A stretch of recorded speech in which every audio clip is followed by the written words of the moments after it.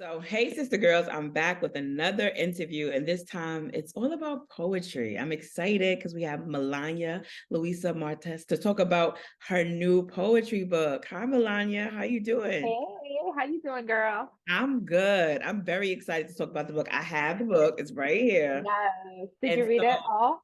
yes, I read it all. That's one of the things that I read it all, each poem, because it really reads. Before we get into that, I'm gonna just ask you how you're doing. I'm good. I just had my sandwich. Thank you for letting me eat my little McChicken sandwich at McDonald's right now. I'm on the So, road. I just left Houston. I'm heading back to Dallas. okay. Okay. So it's hot. You're doing hot. It's hot. Yesterday at my show in Houston, shout out to Kindred Stories. They're just the best bookshop in Houston. Check them out if you're ever in Houston. But we were outside. I had to take off my linen jacket. I was like, it's coming off. It's so hot. But it was so beautiful. Shouts out to everybody that came out. We had such a good time. We laughed, we cried, we did all the things. All right. So speaking about performing, that was a good segue. One of my first questions is one, how did you come up with the title of the book? And then what made you want to compose your work into a book instead of just performing it? Yeah, so it really just stemmed from I wanted to have a conversation on something, some kind of cultural food item that is used within across the Black diaspora. It's really where it stemmed from. And I was like, what is something that we all eat? We all eat chicken. We'll give that. But I was like, I don't want to use chicken. I didn't want to, there were many other things that came in mind that I was like, mangoes, I didn't want to do mangoes. And then plantains popped into my head and I was like, plátanos. And then I started looking into the story of plantains and how they ended up on the island in the Caribbean. And obviously it was through importation. And because they grow so easily on fertile soil, on tropical soil, which obviously was perfect for the Caribbean to grow plantains in. I just was just so enamored with the storyline of the plantains and how much it correlates with the storyline of our African ancestors. And I really wanted to just kind of tell this love story of how our African ancestors gained this like love and adoration for growing plantains and eating plantains. And, it just became this world of its own. And I really wanted to use the plantains as this sort of just like something that can root us, Mhm. something that can give us that strength to remember that we are just as green and just as fertile and just as beautiful and just as grounded when we allow ourselves to be, when we allow ourselves to immerse ourselves in, the soil and in the abundance that is our earth. And so I really wanted for this to be a grounding tool for all of us. And so I hope that when folks read this, they gain this just newfound respect and adoration for our African ancestry Mhm. and for all that we can become. And so that's why it's called Plantains and Our Becoming, because we become in community. And I think it's just really beautiful that plantains grow in clumps of 10 and 20. And I Mhm. was just like, I think that's us. I think our African ancestors taught us to grow in community, to survive in community, if you can get free, get someone to help someone else get free. And so I also did a lot of research and just like even little things like finding out that like, some of the stories of former enslaved folks who would buy, their family members and to be able to get their freedom papers and like husbands would like find ways to like buy their wives papers so that they could be free and like things like that kind of just gave me this understanding that like our survival is in our collective the collective fight for our freedom. And so I think that that's also the story of the plantains. And so I hope that when folks read this, they kind of just feel that love and that survival. So I love that answer because a lot of it is based in like when I read your poetry, it's based in like culture and history. You give like a lot of facts before you go into a poem about like Dominican Republic and Haiti and just being a New Yorker. And I'm a Brooklyn girl. So it's like just having all of that immersive experience in there. So it's to me, it's like a journey, right? It's like it's almost like a generational journey in this poetry book because you break it up into three parts. So my next question is when composing it, how did you know where was to go in and becoming, where was gonna be in like the first part and like how was it gonna flow? Because when you read it, I always say it reads kind of like a diary entry slash like your thoughts on certain things slash like tell them why you mad. So how did you know one to break it up into three parts and then Yeah. which poems were gonna go where? Yeah, so my agents, I had sent them about 50 poems, Mm-hmm. and they kind of was like, oh, we need to separate this because there's so many different themes. And in order to truly tell the story, you don't want the reader to get lost. So they kind of helped me with figuring out what are the three most important aspects of the stories that I'm telling. And that's how we came up with part one, um, Daughter of Diaspora, which is stories about identity, stories about just the way I navigate race and nationality and being a first generation American and, racial politics, gender politics, all of these things. And then we go into part two, which is the history of plantains. And this is where I was really in my like bag writing all of these like poems about the history of the island of Quisqueya and just like the relationship between Haiti and the Dominican Republic and like all of these things. And I really just wanted for folks to read that and just gain sort of like just a very clear perspective on the story that of the Americas that often doesn't get told. And then in part three, we're moving into the becoming, right? After we've understood that we have been uprooted, understood how to navigate our history. Now we are rooting ourselves again and rooting ourselves in all of the things we need to survive, in all of these ancestral heirlooms, all of these survival tools that if we listen to our gut instincts, to our intuition, to our spirit, to our ancestors, we have all of these things that can keep us here. And that has to do with our food and our culture and the way we rest and the way we nap, right? And the way we dance and like the music we listen to and the drums and all of that and all of the ways we are festive and able to tap into our joy and our love. And so that kind of takes us on that journey of just becoming whole, coming present, with this newfound appreciation for the ways we can build upon community and build upon the legacies of our ancestors and celebrate their survival and celebrate our own survival, right? And join in improving our futures. Mm-hmm.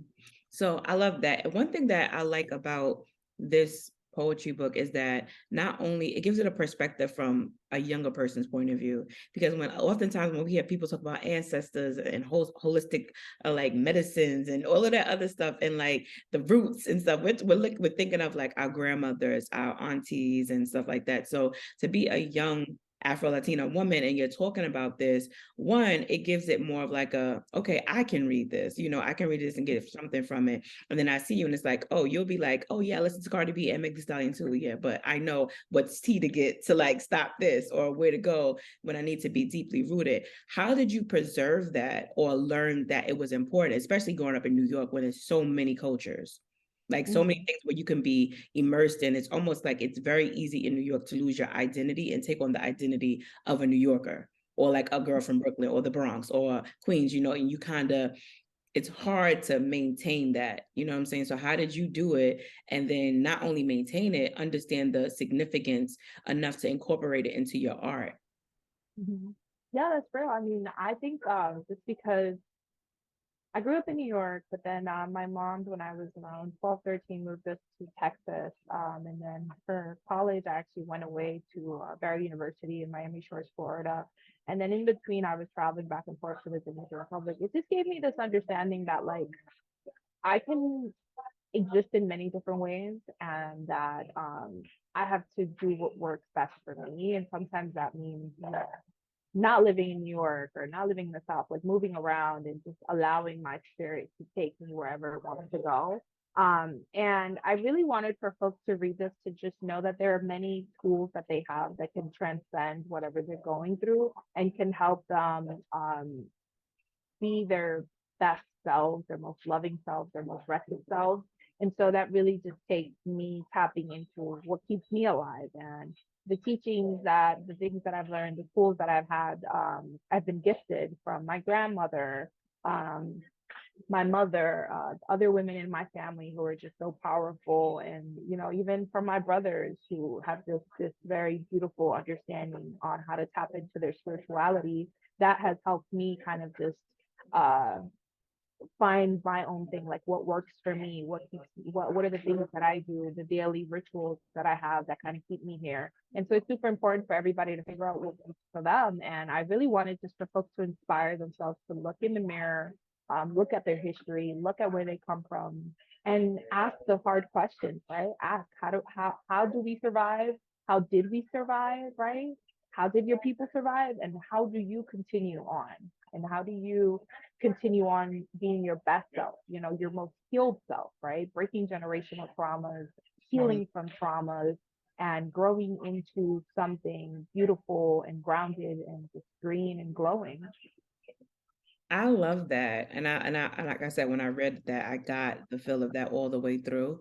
My next question is, I'm wondering how was it for like your family? Because this is a book of poems that talks about your abuela, it talks about your mother, your father. It talks about intimate details and moments. So when composing the poems, did you ever think like, wow, this might be a topic of conversation at the dinner table? And but also knowing that you had to be true to yourself in order to make an authentic book of poetry. So how did you balance like being creative and being your authentic self in your art while also feeling like, dang, mama might not like this part of the poem? Yeah, no. So a lot of these poems, I've already had conversations with my family about, Uh-huh. but I've always been really just honest in my writing, and I just was just like, I know that it could lead to an uncomfortable conversation, and that's okay because healing is uncomfortable, growing is and evolving is uncomfortable. And so I've always been the pusher of the family who like pushes difficult conversations. So I'm not afraid of like that happening in the future once they get their hands on the collection and everyone reads it. Because I'm it's actually inspiring to have those conversations of closure and kind of revelation and stuff, because it's like that's what being a human is about. And it took me many years to like really understand that, to really allow the fullness of our humanity to exist like loudly, unapologetically, is vulnerable and it is uncomfortable, but that doesn't mean that we should shy away from that. And we should lean into it and be have more empathy for each other, more love for each other, and hug each other more and be more affectionate and be more vocal about our desires and our needs. And like that's okay. That's the beauty in our humanity, is that we have language to express how we feel. We have language to feel so many things that have hurt us and harmed us. And so I really welcome those conversations, because that's also a part of my growth process as a writer, to be able to feel those things and also address those things, and not only in my personal life but in my professional life. And so I really hold those things dear and I welcome those conversations, because this is why we're here, to Yeah. feel, to exist, to live and to love. And if you love, you are going to have uncomfortable conversations, and that's completely healthy and normal. That's very true. That's very true. And I think that the poems, especially about like the mother-daughter relationships, I think it'll open conversations for other women to have those or even reflect. And so that was also a thing too. I wanted to know that when writing your poems, were you able to see the perspective of like your mother in a different light? Because often when we're growing up with our mother, because you have like one instance where you're writing like her a letter of kind of like just kind of questioning and understanding it. And then there's another poem where it's like you're looking at her. It's almost like you're observing her. You're saying how she was, how she dressed, how she walked, how she talked. And you're understanding, like, you're looking at almost like from a childlike point of view, observing her. And then like towards the end of the book on Becoming, it's almost like you see her as a fully humanized person. And so going through this, has this helped your relationship with your mother, or at least understanding that she was human too while raising you? Yes, completely. Yes to all of that. I mean, I think that writing this was so freeing for me and so uh revealed so many sore spots that I kind of have to just unravel and understand. And it gave me so much room to just let my mother be a human being, not just my mother, and to allow for the stories to take their own shape and form, and to allow her to not be a victim and also not be this villain, and just be a human being who's experiencing life and making choices and decisions. And some of them may have affected me and some of them may have not. But she is her full person and she tried her best with whatever she had, you know. And there's beauty in that also, in giving myself grace and giving her the grace to just be a human being. And sometimes that means she fucked up. Sometimes that means she got it right. But like that's okay, because that's what motherhood is. Motherhood is very complicated because you are a human being with your needs,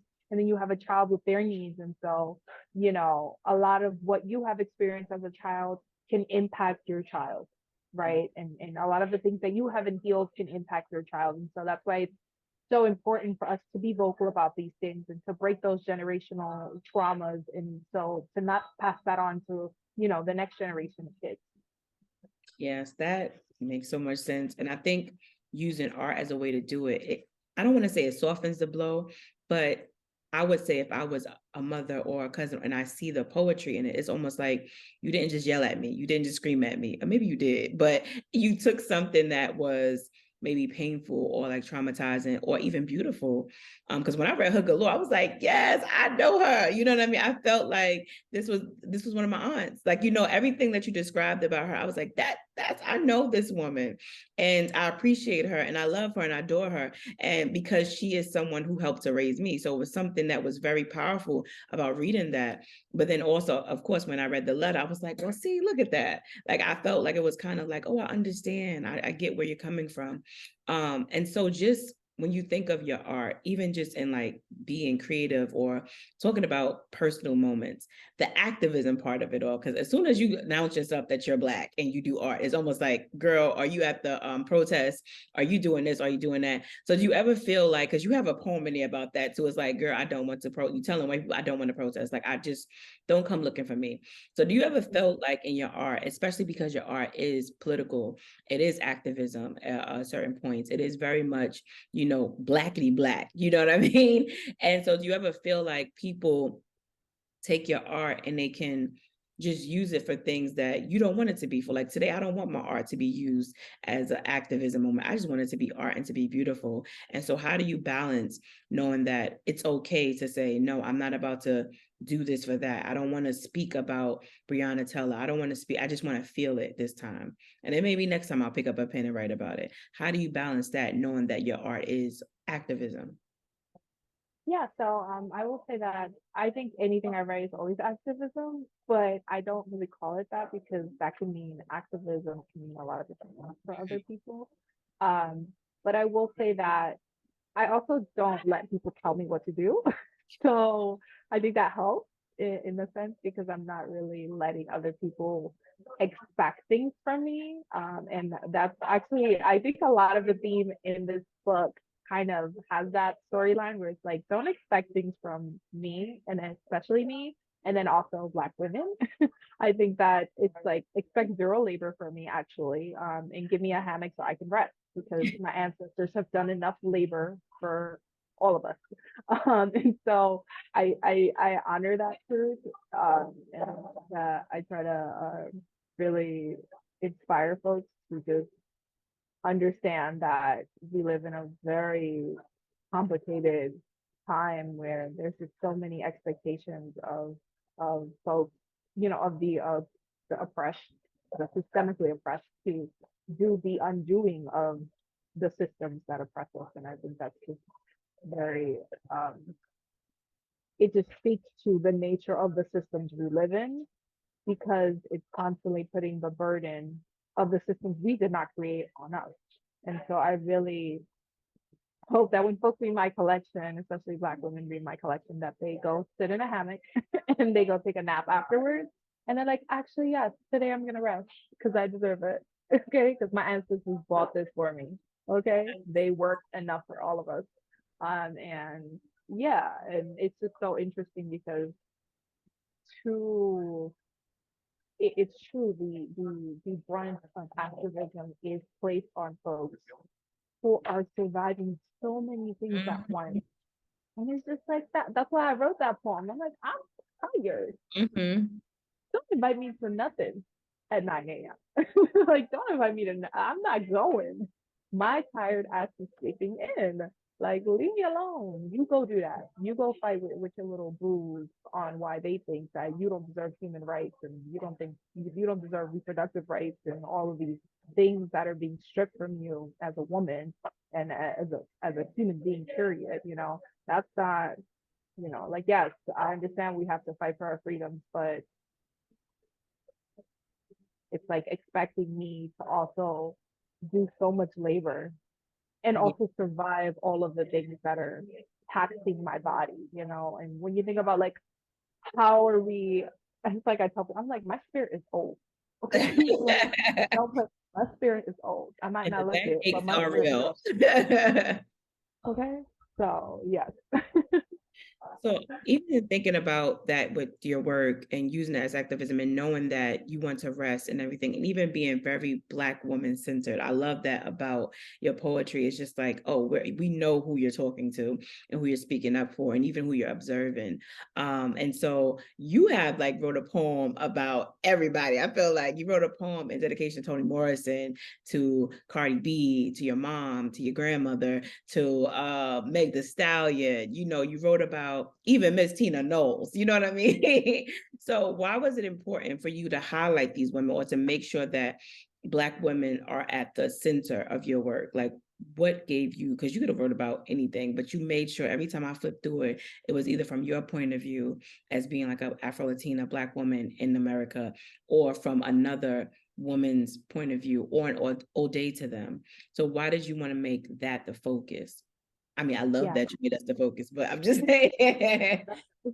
I will say that I think that because so much of the theme was becoming and like what does it take to become, and one of the things that I think society takes for granted is what how we are nurtured, how we are mothered, and that's really why I focus a lot on the women is because without these pioneering women, I don't think I would have the self confidence and feel as powerful, and feel as vocal about my potential, right? And who I can become as a Black woman. And so I really wanted to honor those women that have given me so much energy and life force.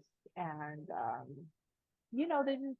they got me in my bag. They got me, got the pep in my step, gave me the confidence, the language, the just the inspiration to dream bigger, to be bigger, to put a stamp on in the world and to just exist. I think it's just when we really think about like the people who give us really the permission to exist, right? And other people might say like, oh, well, why do you need permission? Well, because we live in a society that is constantly stripping you of your permission to exist in the fullness of your humanity. And so I wanted to honor the women who give me and allow me and push me to give myself permission to exist. I love that. And like I said, every one of those poems, I was like, yes. Because when I read Miss Tina and Meg, I was like, you know what? You better go ahead. Okay, girl. I was like, okay, girl. So my next question, and this is probably, I just want to be very honest. When I first read the book, when I first saw the book, and I knew that you were Afro-Latina, I was just like, it's been a lot of discourse between Afro-Latinas.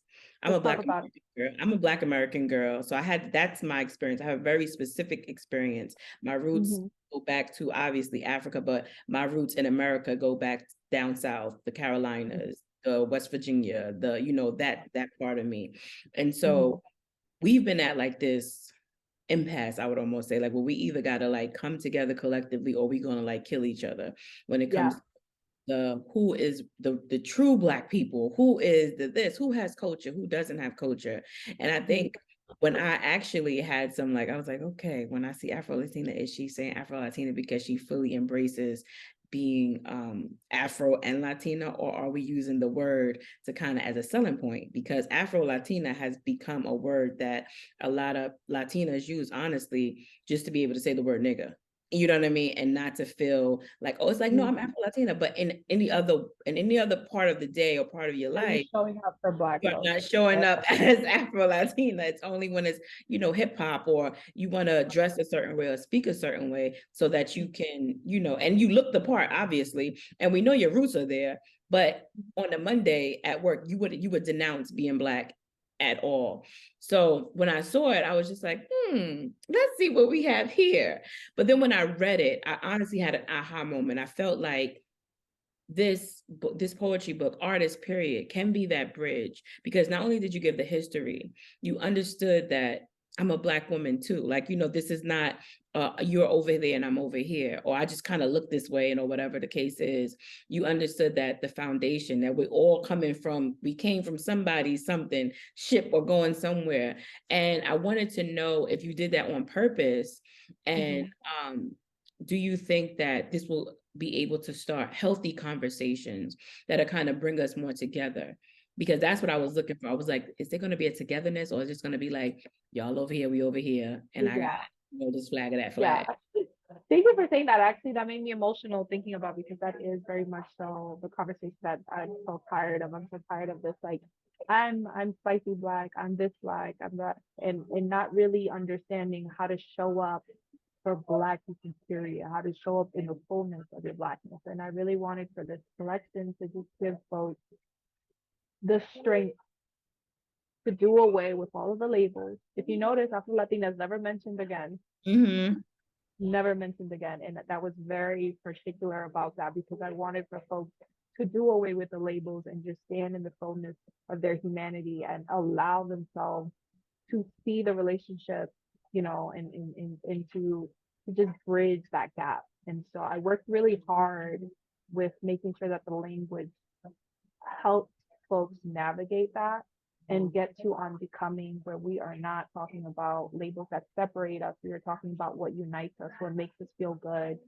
You know, like the poem, uh, uh, uh, there's a poem I talk about where about, you know, the Caribbean clubs and how like three different genres, one for the waist, the feet, and one for the soul, like that kind of thing. Because to me, it's just so beautiful. Okay, for example, I'll give you an example. I was in June. I went to the Dominican Republic, and I went to the club with my husband. I'm in the club in Bonao, by the mountainside, right? In El Cibao, in the Dominican Republic. And while I'm in the club, they play Usher. They play Usher, and then they played Eve, and then they played Nelly. It's getting hot in here. And I was like, you see, like that. I want that feeling of understanding that no matter where I go around the world, if I'm where the Black people are, I feel good. And I wanted that feeling to kind of just seep into the collection and allow folks to understand we good on any boulevard we at. You know what I mean? We good on that boulevard. That's the boulevard I want to be at. And so that really was the essence. I'm grateful that you said that, because I really wanted to do away with the separation and see what we have in common. And it's really about the soul. And that's why that poem, and I'll share it later, what my friends have taught me, what my girlfriends have taught me, is that on any boulevard that we are on together, I am whole, I am here, I am present, and I am allowing that love that we have for each other and for our existence to just take me wherever the wind wants to take me, you know?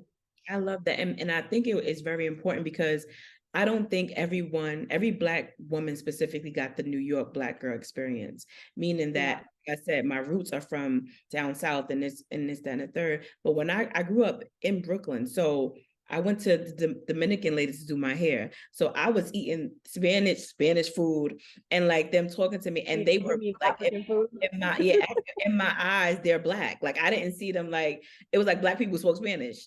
They had the same texture of hair. Some of them did, some it was a Lucy King, but I felt right. When I went to go to get food from the African spot, it was the same way home. If I went to go get my hair braided, it was the same way. It didn't feel different. It wasn't until I got older and I started hearing people talk more within our own people that you would be like, oh, I'm this, I'm not that. But it was almost not saying that because I am, or you are Afro-Latino from Dominican Republic, that means that you have to do away with it. It's not saying that you have to do away. It's just saying that this is where I'm also this too. This is where I'm from. This is my culture. This is food I eat. These are my customs. And I'm saying, oh, as a Black American, these are my foods, my customs. And if you look at it, it's not the same, but is so similar. It's so similar because oxtail, peas, and rice it's the same thing, and you go to a Dominican household, a Black American household, African, like Jamaican, and all we have the same food. It's just flavor different, and to me, that's what we are. We're all Black. We just have different seasonings of it, different flavors. You know, we all shake our hips. They just move to different beats. You know what I mean? And even the beats are similar. And the beats are, you know what I mean? Even the beats are similar. So I think that when the great thing that you did, even given the historical perspective, it kind of grounded. Like you're not just saying this because you just feel this way and you just want us all to be, we are the world. It was like, no, let's look at history. We didn't start out that way. And these are the things that happened. And this is how we got here. And so it's almost like a calling out, but a calling in, because now that we know the history, now that you know, let's reflect.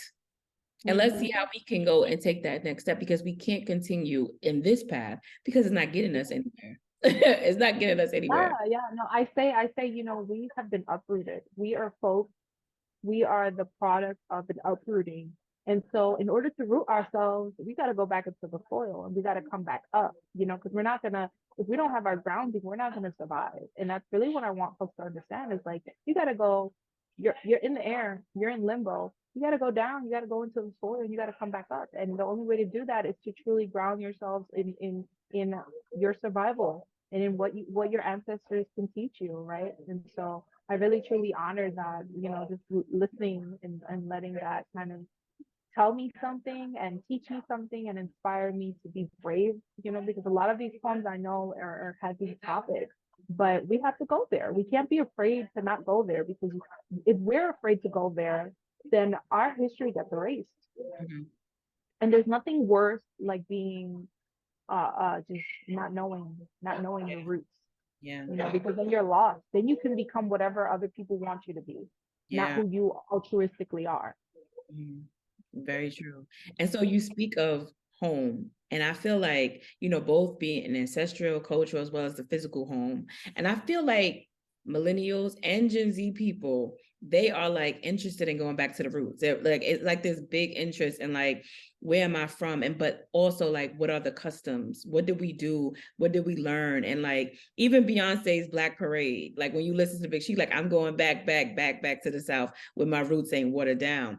So for you now, where is home for you now? Like after going through this whole thing with all your poems, it's like, what is your, because it's in 3 parts.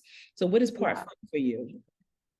Yeah, so I'm based in Dallas, but I also go to the Dominican Republic a lot because that's still where I feel my freest to write. So I'm back and forth, and I'm kind of just accepting that, like, I think I feel my best when I'm back and forth. I feel my best when I'm kind of just exposing myself to both ways of living, and giving myself room to just be okay with that, you know, with just existing in 2 different places, and I want that for my kids too, you know. So yeah. Okay, well, speaking of poems, I asked to ask you if you could share your favorite poems from each section. It don't have to be a long one because I know you're on time, but I'm gonna let you have the mic. Okay. Well, I picked 3. Some of them are longer, but it's okay. Yeah. So this is Abuelita's Garden. Dios te me bendiga are her first words to her garden. Early mornings, after the roosters are done preaching and the dogs have stretched downward and long, their spines a half moon of fur and muscle, the birds chirp in search of crumbs and water. Pebbling through air and ground, they find Abuelita's basket of scraps left out for them to feed. In her garden, there is always something for someone to feed. No thing is left homeless. Dios te me bendiga. Sorry, this is the cutest baby right across from me. She's so adorable. She's like trying to play. No thing is left homeless. Dios te me bendiga. She glides through her garden, broom in hand, a thing hugging leaves and slim branches, and up in the decay of shrubs, greenery embracing a safe wooden pole. Everything about this woman could decompose and leave not a sight of ruin. I admire that. How much of this earth she honors and will one day become. There is a lesson in humility only those who have seen the bottom of an empty stomach can fathom. There is a lesson in survival only those who have seen the earth turn over and spill its fruits could witness. Mouth dry and aching, many have found solace in my abuelita's garden. A water apple, a warm cup of coffee, a sweet sour sop, green bananas, a buttery avocado, an earthy cup of dragon tea, the world's best mango. Her garden is a multivitamin. Breakfast or dinner, each disciple lucky with harvest in season. My abuelita, the apothecary, the curandera, the cook. Dios te me bendiga. After the wilderness is done rejoicing, it's her time to speak of God and miracles. Her plants dewy and grateful. Here is a mother who loves them as if they were birthed from her womb, and just as wise as the earth they rose from. Abuela affirms them before the sun affirms more. Dios te me bendiga, mi negra bella, mi poeta, mi semilla, mi bendecida. Her blessings are a garden of endless love. They tell me live, live because you sprung from me. Live because I dare you to live and thrive. Thrive because the birds, the flowers, the reptiles, we all want to witness your glory. Abuelita's garden is my favorite reminder that you don't need to be one specific kind of magical to bloom. We are all becoming our best, greenest thing. We slouch and freeze. We stench and cry. We look up and there's a star warming our skin. There is a hand blessing our flesh. From dust to depression, we become. From twirls and teachings, we rejoice. Dios te me bendiga. And we all bloom. So that's part one. That was good. I Thank read it. you. I feel like that was good. You're like, I ain't read it like that. Yeah, I sure did. It wasn't that informative. I was like, well, why my words? They need to flow. I'm gonna read this one for part two. It's called Untitled because I think it's just so timely with everything that's happening with all of these forest fires, the tragedies in Maui. There's just so much going on globally, and this poem I think speaks a little bit to that. So this is Untitled on page 85. In part two, A History of Planting. Abuelita says, gracias a Dios, aquí nunca pasa nada tan terrible. And I know it's just a matter of geography and luck. What she means to say is, we are not environmental refugees just yet. Yes, that does definitely speak to it. Yeah. So then, and this is part three on Becoming, and this is called What Nereida, Ari, Jasmine, Gabby, and Keisha Taught Me. That was my poem, girl. Women like us are not special. We real. We all alike. Some variation of tint. Our kinks still bend the same. Our tongues, porcelain gold. We hold all that been forced on us between the opening of our pouch and the crossing of our legs. Thick molasses, same consistency as blood. The swag be nectar. Be a priceless gem. A crooked crown or dentist spoon, still we rejoice. You tell me we different kind of black, and I say where and how. What about this accent got me pedestaled and pit up against this pick-me wall?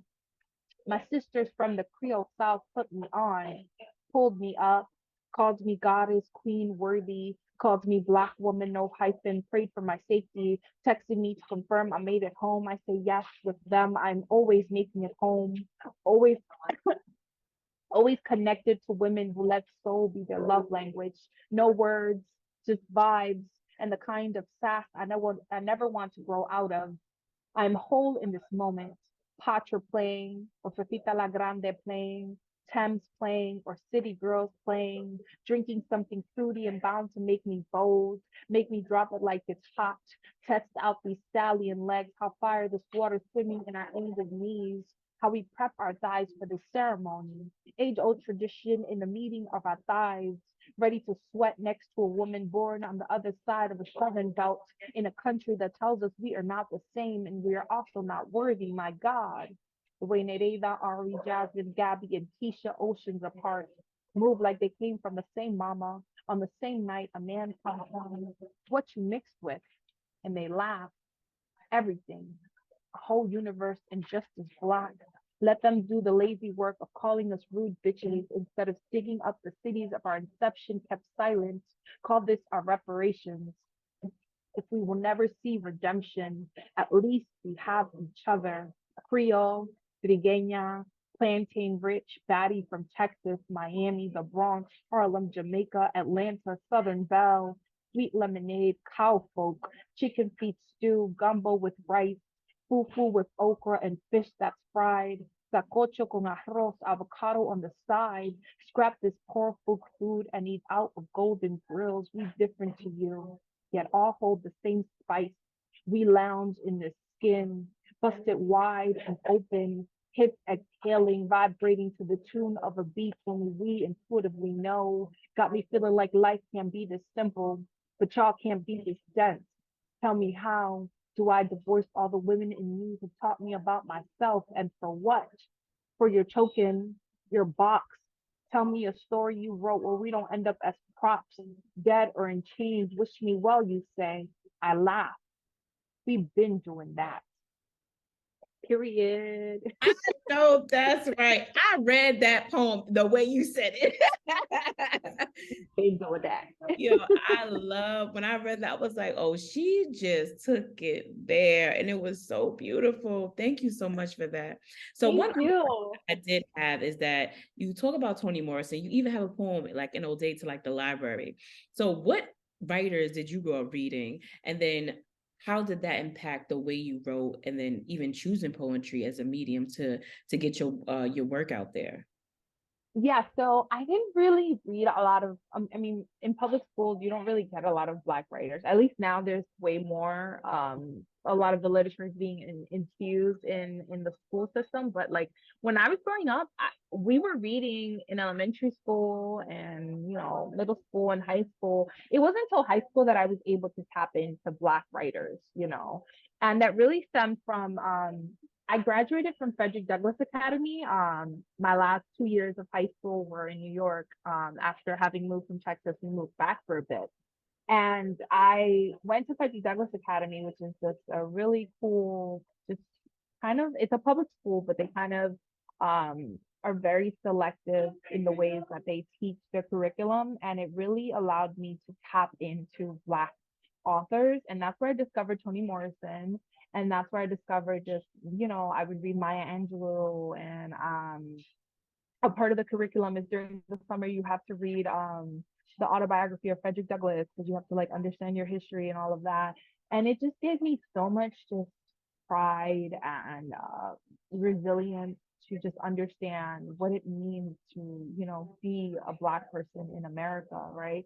And it inspired me to like want to be a part of that world, right? The world that writes our people in, that really celebrates our stories.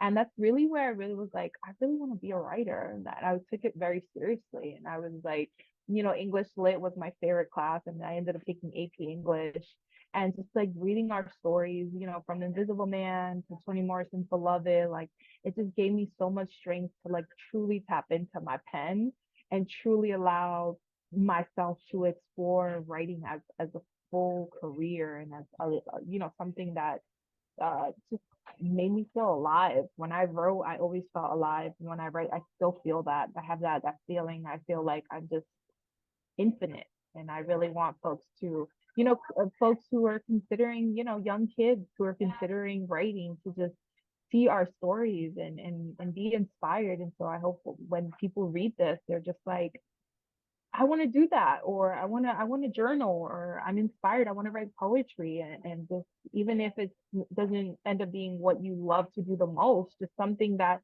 reminds you, you know, of your existence and your humanity, and of the ways in which you can show up and love each other and support each other and have empathy and compassion. And that's really what I want.